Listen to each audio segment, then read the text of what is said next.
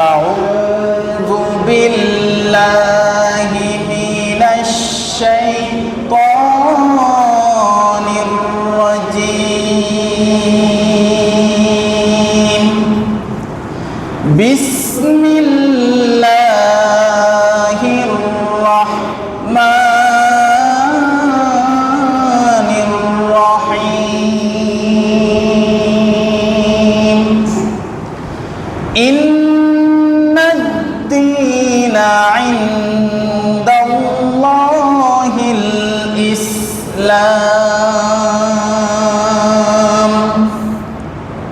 وما اختلف الذين أوتوا الكتاب إلا من بعد ما جاءهم العلم بغيا بينهم ومن يكفر بآيات الله فإن الله سريع الحساب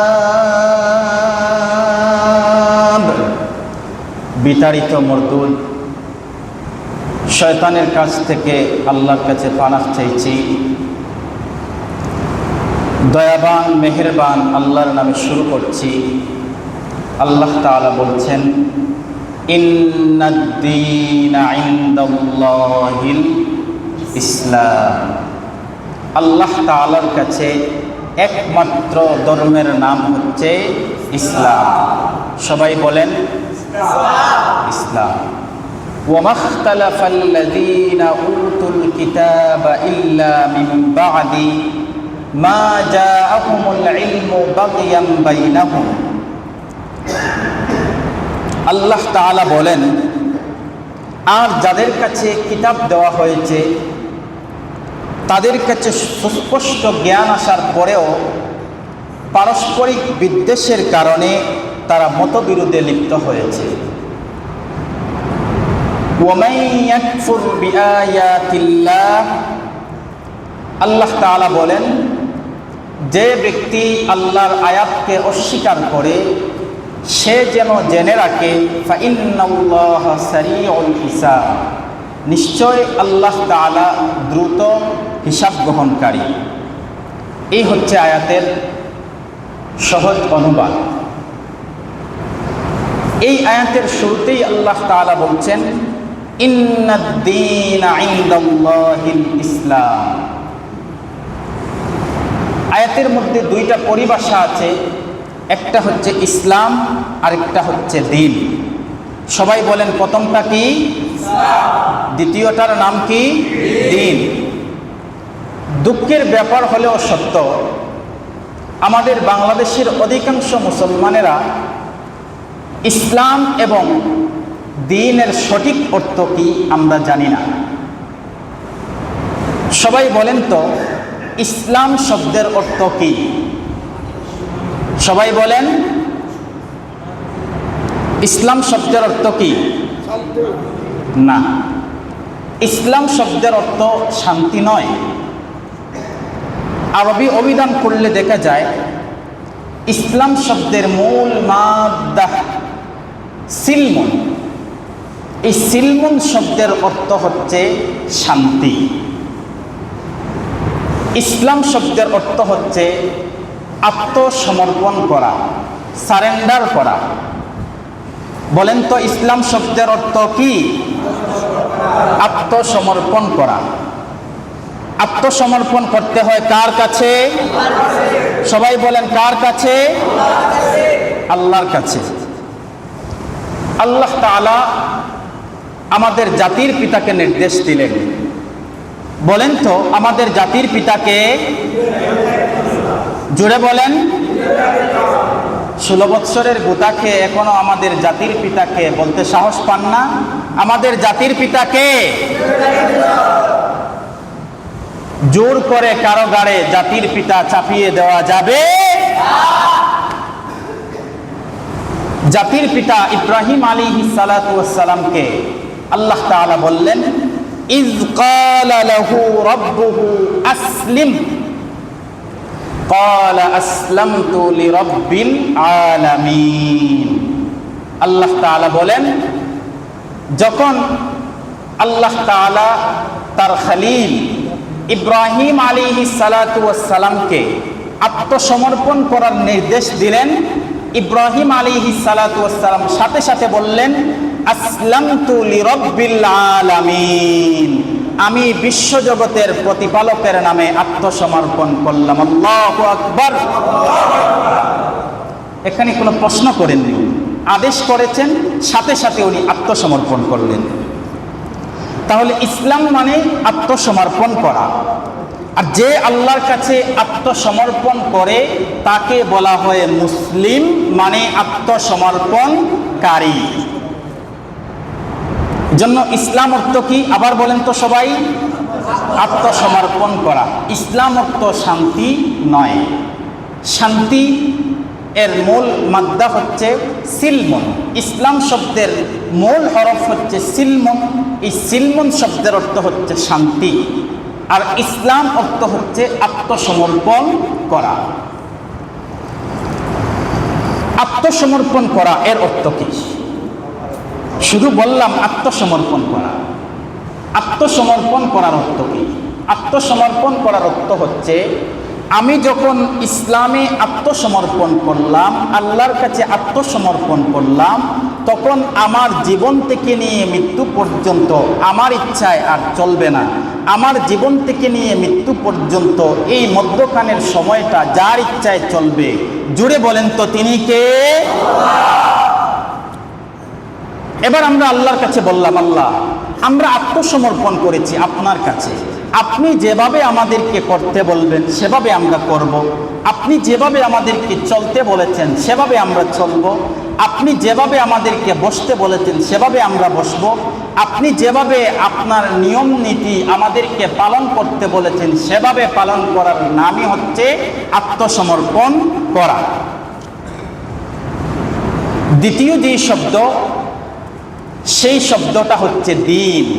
বলেন তো দিন শব্দের অর্থ কি? বলেন, সবাই বলেন, দিন শব্দের অর্থ কি?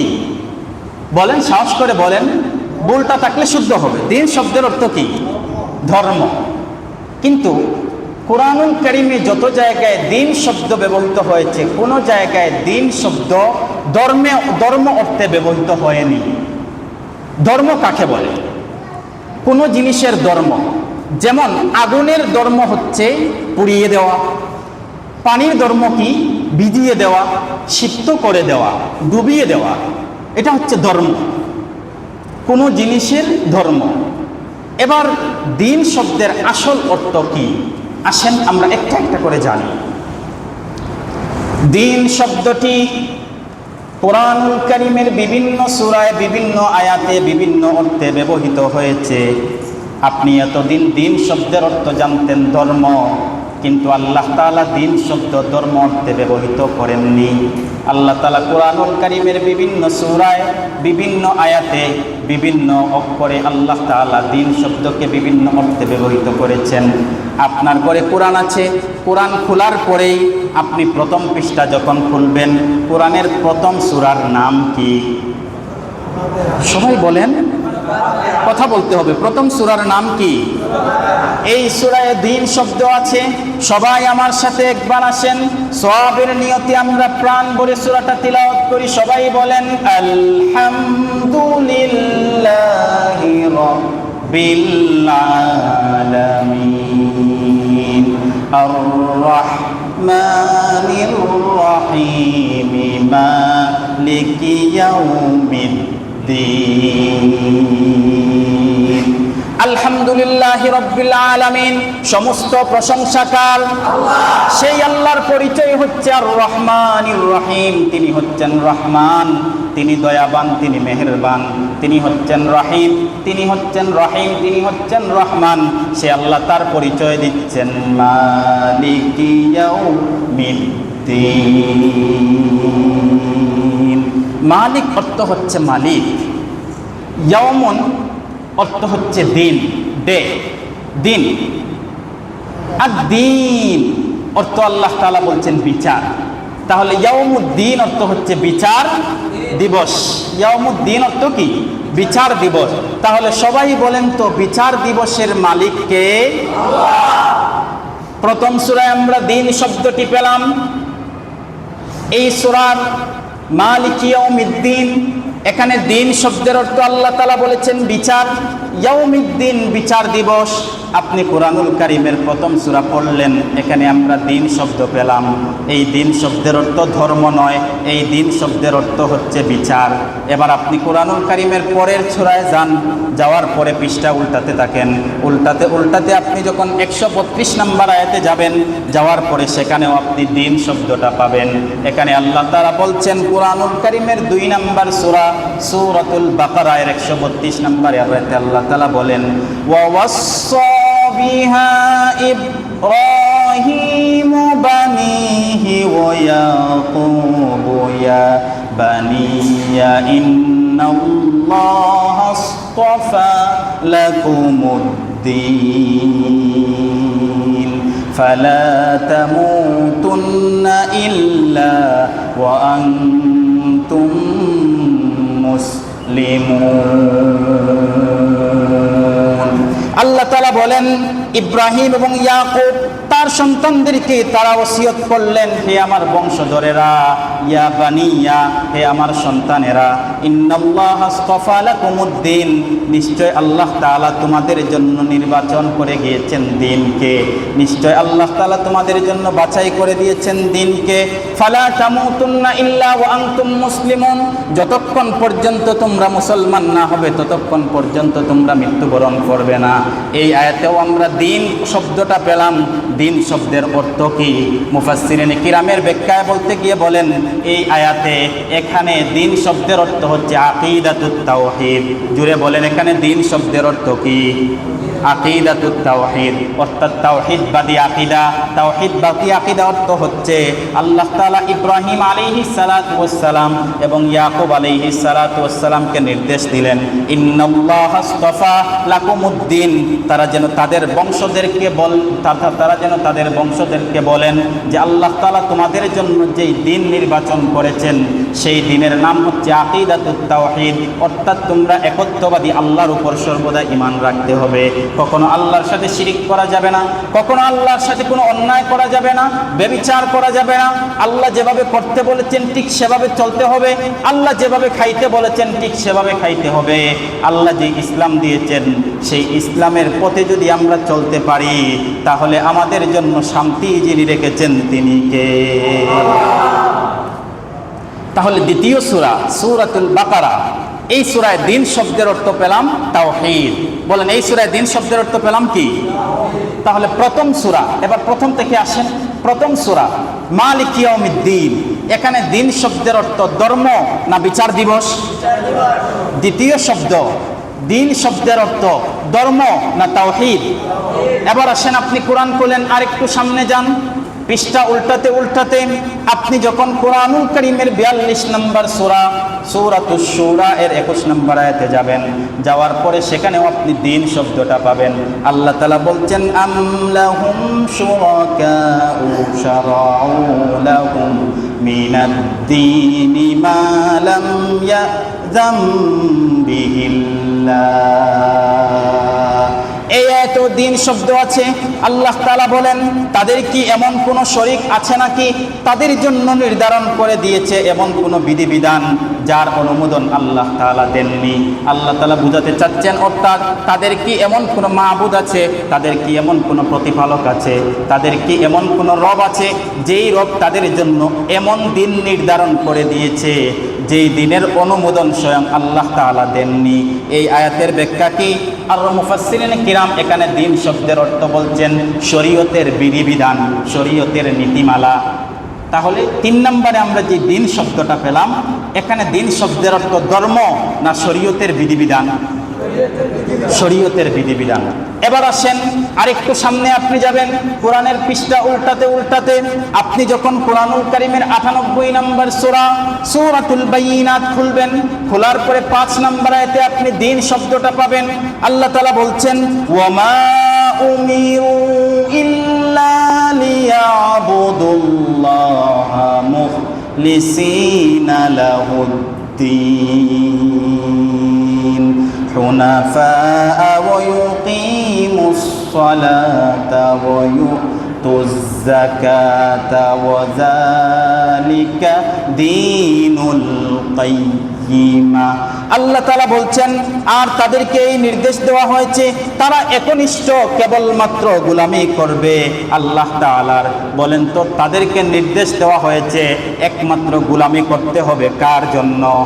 সবাই বলেন কার জন্য? আস্তে বলবেন না, জোরে বলেন কার জন্য? আমাদেরকে সর্ব অবস্থায় একজনের গোলামি করতে হবে, তিনি কে? সেই আল্লাহ তাআলা বলছেন তার জন্য শুধুমাত্র দিনকে নির্ধারিত করা হয়েছে। হুনাফা লিল্লাহ হুনাফা ওয়া ইউকিমুস সালাতা ওয়া ইউতুজ যাকাতা ওয়া যালিকা দীনুল কাইয়্যিমা। একনিষ্ঠ দিন একমাত্র যে আল্লাহর জন্য, সেই আল্লাহ আমাদেরকে নির্দেশ দিয়ে বলছেন এখানে দিন শব্দের অর্থ ধর্ম না, বরং এখানে দিন শব্দের অর্থ হচ্ছে আল্লাহর আনুগত্য। সবাই বলেন এখানে দিন শব্দের অর্থ কি?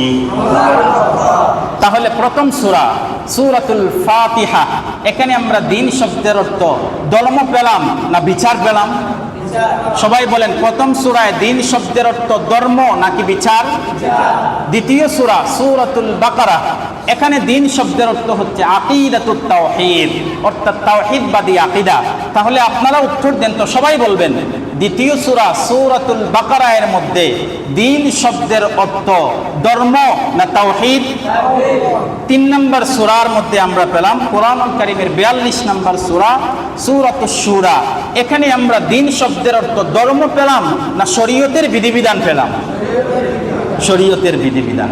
4 নম্বর সূরাতুল বাইয়িনা, এখানে আসার পর আমরা দিন শব্দের অর্থ ধর্ম পেলাম না, দিন শব্দের অর্থ পেলাম আল্লাহর আনুগত্য। তাহলে 4টা সূরা থেকে আমি দলিল দিলাম। এছাড়াও কোরআনের অসংখ্য অগণিত আয়াতের মধ্যে দিন শব্দটা আছে। সময় কম, আমি ওদিকে যাচ্ছি না, অন্য এক সময় শোনাবো। কোন সূরায় দিন শব্দের অর্থ ধর্ম নয়।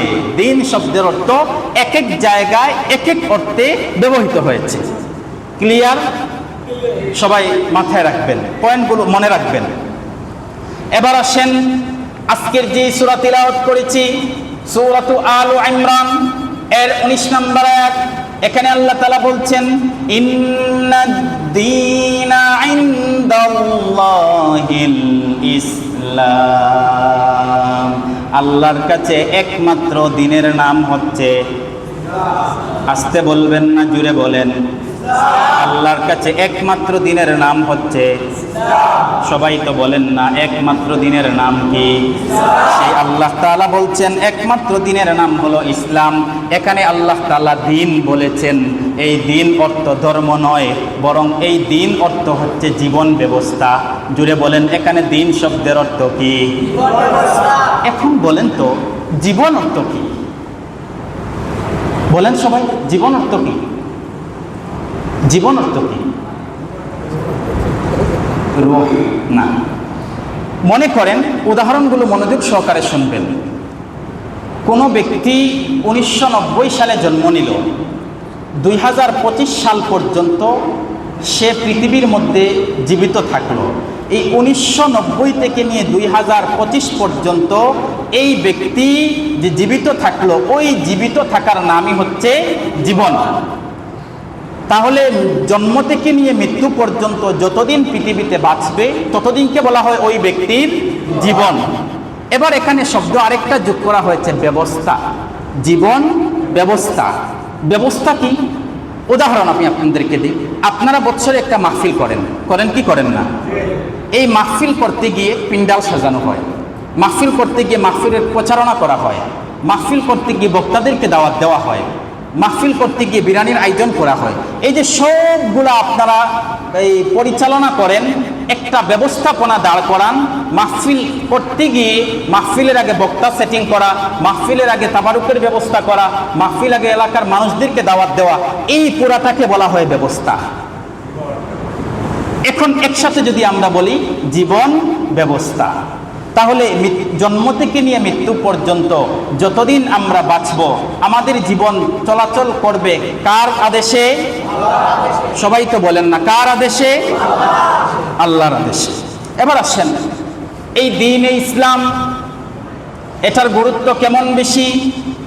দ্বীন ইসলামের অনেকগুলো বৈশিষ্ট্য আছে। আজকে আমি আপনাদেরকে 7টা বৈশিষ্ট্য শোনানোর চেষ্টা করব। জুড়ে বলেন কয়টা বৈশিষ্ট্য? সময় নষ্ট না করে আমরা শুরু করে দেই। প্রথম বৈশিষ্ট্য হচ্ছে দ্বীন ইসলাম, এটা হচ্ছে আল্লাহর ধর্ম। দ্বীন ইসলাম এটা কার ধর্ম? দ্বীন ইসলাম এটি হচ্ছে দ্বীনুন রব্বানিয়া, এটি হচ্ছে স্বয়ং আল্লাহ তাআলার ধর্ম। আমাদের নবী দ্বীনের মধ্যে কোনো কিছু তৈরি করেননি। রাসূল, সাহাবা একরাম কেউ দ্বীনের মধ্যে কোনো কিছু তাদের মন গড়া ঢুকাইয়া দেননি। ফেরেশতারা তাদের মন গড়া কোনো কিছু দ্বীনের মধ্যে ঢুকাইয়া দেননি। উলামা একরাম, আইম্মা, মাশায়েখ, পীরে কামিলেরা তারাও দ্বীনের মধ্যে কোনো কিছু ঢুকাইয়া দেননি। বরং দ্বীনটা স্বয়ং যার পক্ষ থেকে এসেছে তিনি কে? সবাই বলেন তিনি কে? রাসূল করিম সাল্লাল্লাহু আলাইহি সাল্লামের যুগে যখন প্রথম আল্লাহ রাসূল সাল্লাল্লাহু আলাইহি ওয়াসাল্লাম দ্বীনের দাওয়াত দিতে শুরু করলেন, তখন মক্কার মুশরিকেরা বিভিন্নভাবে রাসূলকে নির্যাতন করতে শুরু করলো, বিভিন্নভাবে রাসূলকে কটাক্ষ করতে শুরু করলো। তারা রাসূলকে বলতে শুরু করলো যে আল্লাহর রাসূল সাল্লাল্লাহু আলাইহি সাল্লাম নিজের পক্ষ থেকে নাকি দ্বীন বানায়ে ইসলামের মধ্যে ঢুকায়ে আল্লাহর রাসূল সাল্লাল্লাহু আলাইহি সাল্লাম দ্বীনের মধ্যে তা প্রচার করেন। নাউযুবিল্লাহ। আবার কেউ কেউ বলতে শুরু করলো রাসূলের কাছে রাত্রে নাকি কোনো শয়তান আসতো, শয়তান আসার পরে রাসূলের কাছে বিভিন্ন জিনিস দিয়ে যেত, আর রাসূল ওই শয়তানের কথাগুলো দ্বীনের মধ্যে দ্বীনে আসার পরে মানুষের কাছে প্রচার করতেন। নাউযুবিল্লাহ। আসলে কি এটা? শয়তান কি রাসূলের কাছে কিছু বলতো? রাসূলকে নিজের পক্ষ থেকে বানায় কিছু বলতেন? আল্লাহ তাআলা এর সপক্ষে দলিল দিয়ে বলছেন কোরআনুল কারীমের 53 নম্বর সূরা সূরাতুন নাজমের 3 এবং 4 নম্বর আয়াতে আল্লাহ তাআলা বলেন, ওয়ামা ইয়ানতিকু আনিল হাওয়া ইন হুয়া ইল্লা ওয়াহয়ুন ইউহা। আল্লাহ তাআলা বলেন আমার নবী নিজে নিজে বানিয়ে কিছু বলেন না, মনোবৃত্তির অনুসরণ করে কোনো কথা বলেন না, বরং আমার নবী যা বলেন, আমি যখন নবীর কাছে ওহী প্রেরণ করি সেই ওহীর প্রত্যাদেশ আমার নবী তোমাদের কাছে পৌঁছাইয়া দেন। সুবহানাল্লাহ। এবার আল্লাহ তাআলা নবীকে হুঁশিয়ারি দিয়ে কি বলছেন শোনেন। আমরা যদি কেউ বলে নবী নিজের পক্ষ থেকে বানায় এই বিধান দিয়ে দিচ্ছেন, তাহলে আল্লাহ তাআলা নবীকে কি বলছেন? আল্লাহ তাআলা নবীকে বলছেন কোরআনুল কারীমের 44 নম্বর সূরা সূরাতুল হাক্কা এর 42 নম্বর আয়াতে আল্লাহ তাআলা বলেন, ওয়ালাউ তাকাওয়ালা আলাইনা বা'দাল আকাওয়িল লাআখাযনা মিনহু বিল ইয়ামিন সুম্মা লাকাতানা মিনহুল ওয়াতিন। আল্লাহ তাআলা বলেন আর আমি বলি না, এমন কোন কথা যদি নবী আমার নামে কোরআনে ঢুকিয়ে দিতেন তাহলে আমি আমার নবীর ডান হাতকে চেপে ধরে আমি আমার নবীর কণ্ঠনালীকে ছিঁড়ে ফেলতাম। আল্লাহু আকবার। এর নামই হচ্ছে ইসলাম ধর্ম। নবীকে আল্লাহ তাআলা কি বলছেন? নবী যদি তার নিজের নামে কোরআনে কোনো কিছু চালিয়ে দিতে চেতেন, তার নিজের নামে কোরআনে কোনো কিছু ঢুকিয়ে দিতেন, তাহলে আমি নবীর ডান হাতকে চেপে ধরে নবীর কণ্ঠনালীকে ছিঁড়ে ফেলতাম। সেই ধর্মের অনুসারী আমরা। তাহলে দ্বীনে ইসলামের প্রথম বৈশিষ্ট্য হচ্ছে এটি দ্বীনুন রব্বানিয়া, অর্থাৎ রবের দেওয়া দিন। সবাই বলেন দ্বীনে ইসলাম কার দেওয়া দিন? আওয়াজ তো হলো না। দ্বীনে ইসলাম কার দেওয়া দিন? আল্লাহর দেওয়া দিন। 2 নম্বর আসেন, 2 নম্বর বৈশিষ্ট্য হচ্ছে এই দ্বীনে ইসলাম শুধুমাত্র আমার নবীর দিন না, পৃথিবীতে আল্লাহ তাআলা যত পয়গম্বর পাঠিয়েছেন, যত নবী রাসূল পাঠিয়েছেন, সকল নবী রাসূলের দিনের নাম কি ছিল? ইসলাম। সবাই বলেন দ্বীনের নাম কি ছিল? পৃথিবীতে আদম নবী থেকে নিয়ে মুহাম্মদ সাল্লাল্লাহু আলাইহি সাল্লাম পর্যন্ত আল্লাহ পৃথিবীতে যত নবী রাসূল পাঠিয়েছেন প্রত্যেক নবী রাসূলের দ্বীনের নাম ছিল। সবাই বলেন জুড়ে বলতে হবে দিনের নাম ছিল ইসলাম। আপনাদের কি বিশ্বাস হয় না? বলতে কষ্ট হয়? আসেন আল্লাহ তাআলা কি বলছেন কোরআনুল কারীমের 42 নম্বর সূরা সূরাতুশ শুরা এর 13 নম্বর আয়াতে আল্লাহ তাআলা বলছেন শারা'a লাকুম মিনাদ দীনি মা ওয়াসসা বিহি নূহান والذين أوحينا إليك وما وصينا به إبراهيم وموسى وعيسى أن أقيموا الدين ولا تتفرقوا فيه আল্লাহ তাআলা বলছেন তোমাদের জন্য সেই দিনকে বিধিবদ্ধ করে দেওয়া হয়েছে যা এর আগে নূহ আলাইহিস সালাতু ওয়াস সালামকে দেওয়া হয়েছিল। তাহলে সবাই জুড়ে সুরে বলেন তো নূহ আলাইহিস সালাতু ওয়াস সালামের দিনের নাম ছিল আসতে বলবেন না, জুড়ে বলেন দিনের নাম ছিল একসাথে সবাই বলেন দিনের নাম ছিল আল্লাহ শুধু বলছেন নূহের দিনের নাম ছিল ইসলাম, তাই না? ওয়ামা ওয়াসাইনা বিহি ইব্রাহিমা ওয়া মূসা ওয়া ঈসা। তাহলে বলেন ইব্রাহিমের দিনের নাম ছিল মূসার দিনের নাম ছিল ঈসার দিনের নাম ছিল। এছাড়া পৃথিবীতে যত নবী এসেছেন প্রত্যেকের দিনের নাম ছিল ইসলাম। আল্লাহ তাআলা প্রত্যেককে নির্দেশ দিয়ে বলছেন আন আকিমুদ্দিন,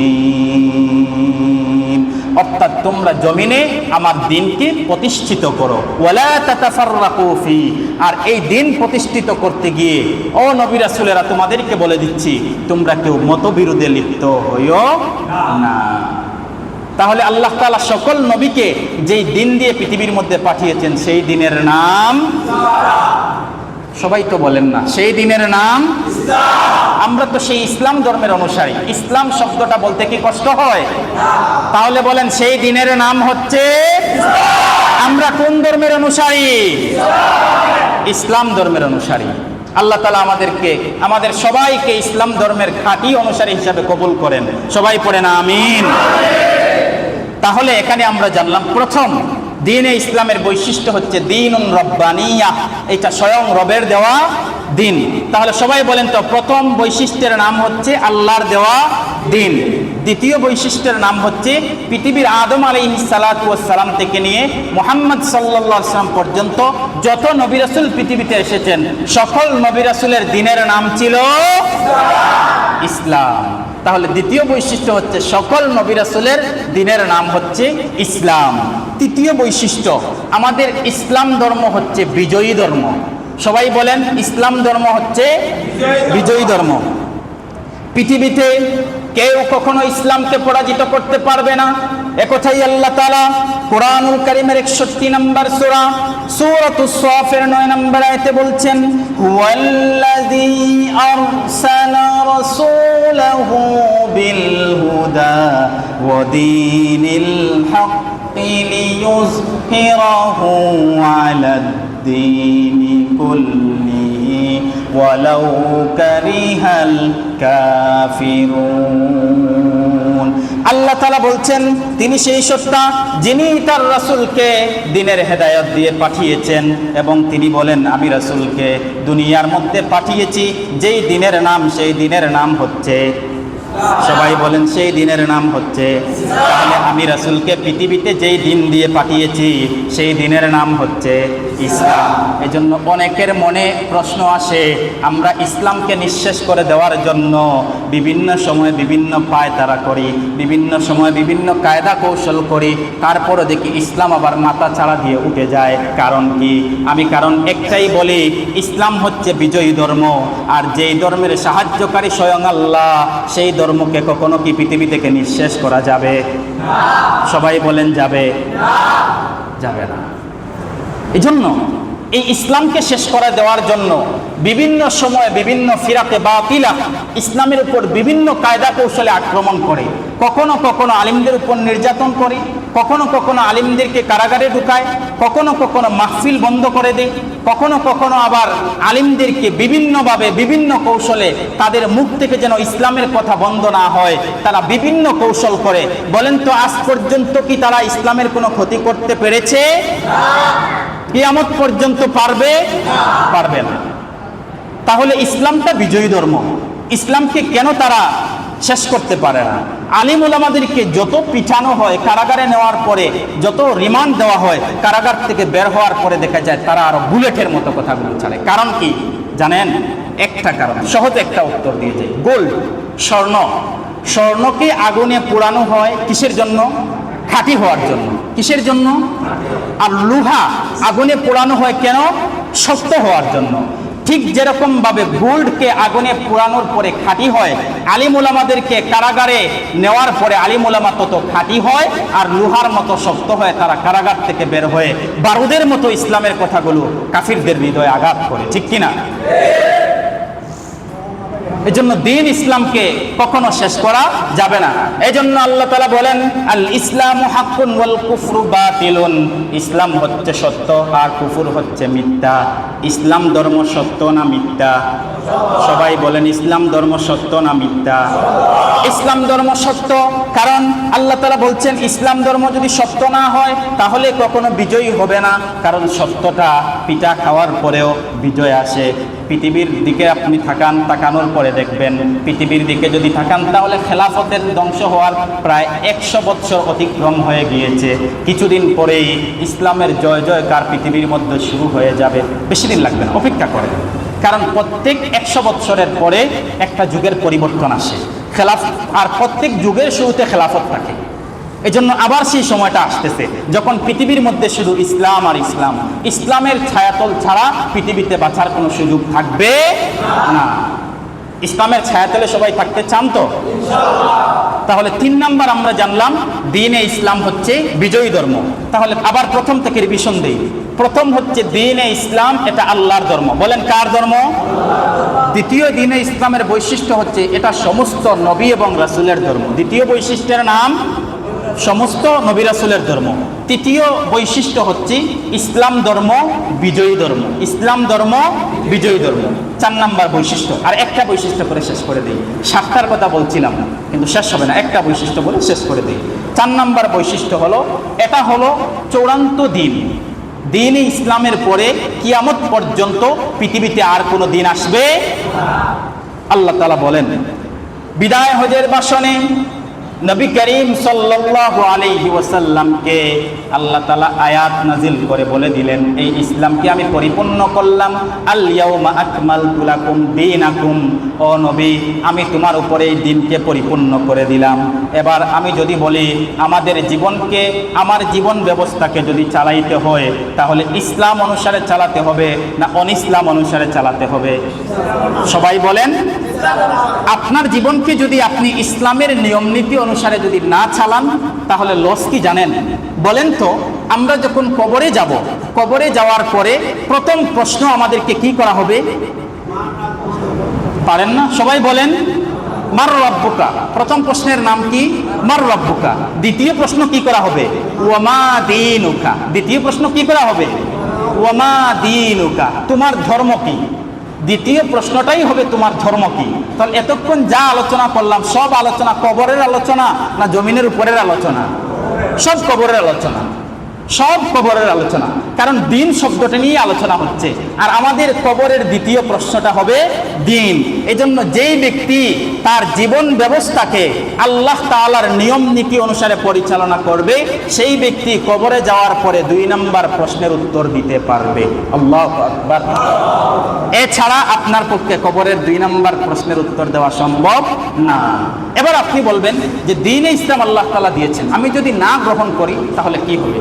আল্লাহ তাআলা বলেন, ওয়ামান ইয়াত্তাবি গায়রাল ইসলামি দীনান ফালাই ইউকবালা মিন ওয়া হুয়া ফিল আখিরাতি মিনাল খাসিরিন। আল্লাহ তাআলা বলেন, ওয়ামান ইয়াত্তাবি গায়রাল ইসলামি দীনা ফালাই ইউকবালা মিন। কেউ যদি দ্বীনে ইসলামকে গ্রহণ না করে তাহলে তার কাছ থেকে সে যে দিন গ্রহণ করবে দ্বীনে ইসলাম ব্যতীত সেই দিনকে কবুল করা হবে না।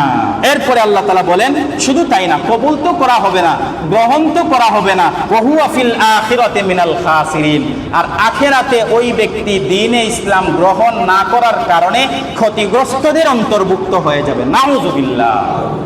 এবার দেখেন, কবরে আপনাকে যখন তেতাবুমির মানুষ কবরের মধ্যে শোয়াইয়া দিবে, 3.5 হাত জায়গার মধ্যে আপনাকে শোয়াইয়া দিবে, আল্লাহ যখন আপনাকে প্রশ্ন করবেন ফেরেশতাদের মাধ্যমে, ওমা দীনুকা, তোমার দিন কি, তোমার দিনের নাম কি, যখন তুমি উত্তর দিতে পারবে না তখন ফেরেশতারা আল্লাহর কাছে বলবে কাযাবা আবদি, কাযাবা আবদি।